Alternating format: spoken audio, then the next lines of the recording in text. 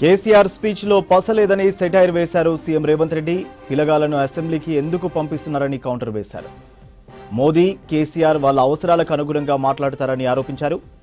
Operation కగార్పై party నిర్ణయం తెలుసుకున్నాకే ప్రభుత్వ విధానం చెబుతామన్నారు సీఎం రేవంత్ రెడ్డి. ఇదే విషయంపై డీటెయిల్స్ యాదగిరి అందిస్తారు. యాదగిరి, సూర్య, ఇవాళ జానారెడ్డి ఇంట్లో సీఎం రేవంత్ రెడ్డి సమావేశమయ్యారు. ఈ సమావేశంలో ప్రధానంగా ఏదైతే ఈ కర్రెగట్టుకు సంబంధించిన దాంట్లో నక్సలైట్ల అంశం విషయంలో దాని మీద శాంతి చర్చలు జరపాలి, ఈ విషయాన్ని కేంద్ర ప్రభుత్వ దృష్టికి తీసుకెళ్లాలని చెప్పేసి నిన్ననే ఈ శాంతి చర్చలకు సంబంధించినటువంటి కమిటీ సీఎం రేవంత్ రెడ్డిని కలిశారు. అయితే అప్పుడే వాళ్ళతో సీఎం రేవంత్ రెడ్డి కూడా జానారెడ్డి తర్వాత మంత్రులతో సమావేశమై ఎట్లా ముందుకెళ్ళాలి ఏంటి అనే దాని మీద మా నిర్ణయం ప్రకటిస్తాం, మేము ఆ దిశగా ముందుకెళ్తామని చెప్పేసి నిన్న చెప్పారు. ఆ చెప్పినట్లుగానే ఇవాళ జానారెడ్డి ఇంట్లో సీఎం రేవంత్ రెడ్డి సమావేశమయ్యారు. ఈ సమావేశంలో జానారెడ్డితో పాటు కేకే తర్వాత వేం నరేందర్ రెడ్డి కూడా ఈ సమావేశంలో పాల్గొన్నారు. అందులో ఎట్లా ముందుకెళ్ళాలి, గతంలో జరిగినటువంటి ఈ చర్చల అంశంలో ఎట్లా కాంగ్రెస్ హయాంలో ఉన్నప్పుడు ఎట్లా చేశారు, ఎట్లా ముందుకెళ్లారు, అప్పుడు జరిగినటువంటి ఈ చర్చల్లో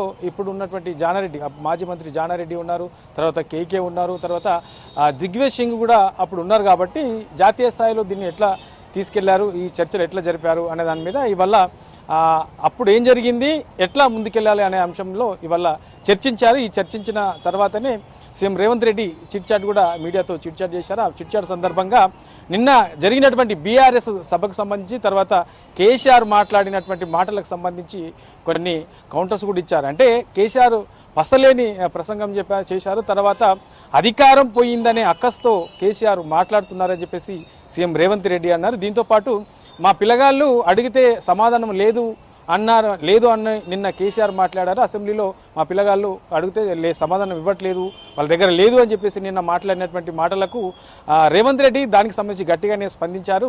అయితే పిల్లగాళ్ళను ఎందుకు అసెంబ్లీకి పంపిస్తున్నారు, మీరే పిల్లగాళ్ళని చెప్తున్నారు, సో ఆ పిల్లగాళ్ళు అడిగేది ఏముంటుంది, వాళ్ళకి తెలిసేది ఏముంటుంది, వాళ్ళని ఎందుకు అసెంబ్లీకి పంపిస్తున్నారు అని చెప్పేసి సీఎం రేవంత్ రెడ్డి ఇవాళ ఏదైతే చిట్చాట్ ఉందో ఈ చిట్చాట్లో రేవంత్ రెడ్డి మాట్లాడారు. వీటితో పాటు ఇక కాంగ్రెస్ ప్రభుత్వం ఇప్పటి వరకు అధికారంలోకి వచ్చిన తర్వాత ఇప్పటి వరకు ఎన్ని పథకాలు అమలు చేశారు, సో ఏవేవి ఇంకా అమలు చేయాల్సి ఉన్నది, సో ఈ పథకాలకు సంబంధించి ప్రజల్లో ఎట్లా ఏమనుకుంటున్నారు అనే అంశంలో కూడా పూర్తి స్థాయిలో ఇవాళ ప్రజలను ఉద్దేశించి కూడా ఆయన కొన్ని విషయాలు కూడా మాట్లాడారు. అయితే అందులో తాను చేయాల్సింది చేస్తూనే ఉన్నాను, తర్వాత పథకాలకు ప్రజలకు అవసరం ఉన్నటువంటి పథకాలు అందిస్తూ ఉన్నాము, ఇంకా ఏం చేయాలనే దాని మీద పూర్తి స్థాయిలో అధ్యయనం చేస్తూ ఆ దిశగా ముందుకెళ్తున్నాం.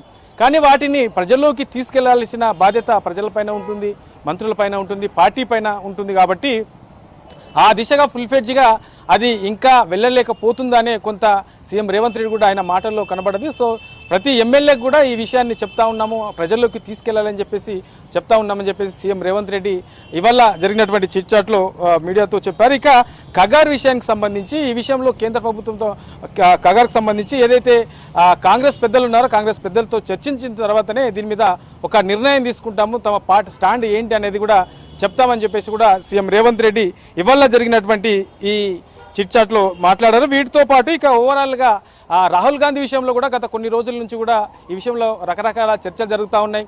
తర్వాత సీఎం రేవంత్ రెడ్డికి రాహుల్ గాంధీకి మధ్య గ్యాప్ పెరిగిందనే చర్చ కూడా బయట జరుగుతూ ఉన్నది. కాబట్టి దీని మీద కూడా సీఎం రేవంత్ రెడ్డి క్లారిటీ ఇచ్చారు. అంటే ఎవరికి కూడా రాహుల్ గాంధీకి నాకున్నటువంటి ఇద్దరి మధ్యలో గ్యాప్ పెరిగిందనో లేక మంచిగా ఉందని ఎవరికో చెప్పుకోవాల్సిన అవసరం లేదు, రాహుల్ గాంధీకి నాకు చాలా మంచిగానే ఉన్నది, సో రకరకాల చర్చలు జరుగుతాయి, ఆ చర్చలకు నేను స్పందించాల్సిన అవసరం లేదు, వాళ్లకు సమాధానాలు కూడా చెప్పాల్సిన అవసరం లేదు అని చెప్పేసి దాని మీద కూడా ఒక క్లారిటీ అయితే ఇవాళ ఇచ్చారంటే ఓవరాల్గా ఈ కాంగ్రెస్ అధికారంలోకి వచ్చిన తర్వాత తెలంగాణలో కాంగ్రెస్ ప్రభుత్వం ఏం చేస్తుంది, ఇప్పటివరకు తెచ్చినటువంటి పథకాలేంటి, ఆ పథకాలకు ప్రజల నుంచి ఎట్లాంటి స్పందన ఉన్నది, ఇప్పుడు ఏదైతే ఈ మధ్య కాలంలో ఈ రేషన్ బియ్యం సంబంధించి సన్న బియ్యం ఇస్తున్నామో ఆ సన్న బియ్యం సంబంధించి ప్రజల నుంచి ఎట్లాంటి రెస్పాన్స్ వస్తున్నది, తర్వాత అందులో జరుగుతున్నటువంటి గ్యామ్లింగ్ సంబంధించి కూడా సో ఎట్లా వాటిని అరికట్టే అవకాశం ఉంటుంది, ఇక మిగతా విషయాలలో కూడా ఎట్లా ముందుకెళ్ళాలి, అభివృద్ధి విషయంలో ప్రభుత్వం ఎట్లాంటి నిర్ణయాలు తీసుకొని ముందుకెళ్తుంది, ప్రతిపక్షాలు ఎందుకు వాటిని అడ్డుకునే ప్రయత్నం చేస్తుంది,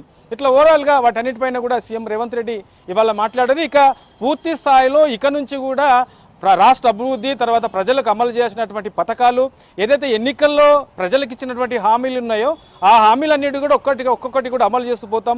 సీఎం రేవంత్ రెడ్డి అంటే రేవంత్ రెడ్డి అనేది ఏదైతే మాట ఇస్తారో ఆ మాటకు అనుగుణంగానే కట్టుబడి ఉంటారు.